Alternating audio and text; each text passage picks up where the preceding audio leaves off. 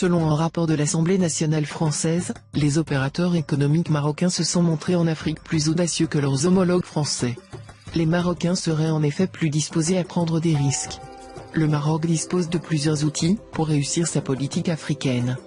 Toutefois, certains de ces outils demandent à être perfectionnés, selon les conclusions d'un rapport de l'Assemblée nationale française.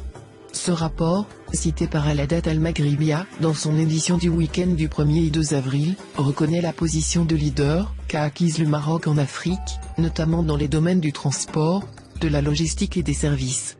Réalisée par la Commission des Affaires étrangères de l'institution parlementaire française, cette étude s'est notamment arrêtée sur les éléments qui font la force du Maroc.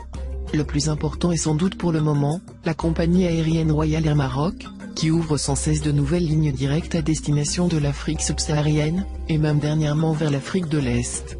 Selon le rapport, et c'est là un autre point fort, le Maroc a aussi créé une place financière, la Casablanca Finance City, et cherche à développer ses capacités logistiques pour échanger avec l'Afrique subsaharienne, dans un contexte où les infrastructures de transport intra-africaines restent largement défaillantes.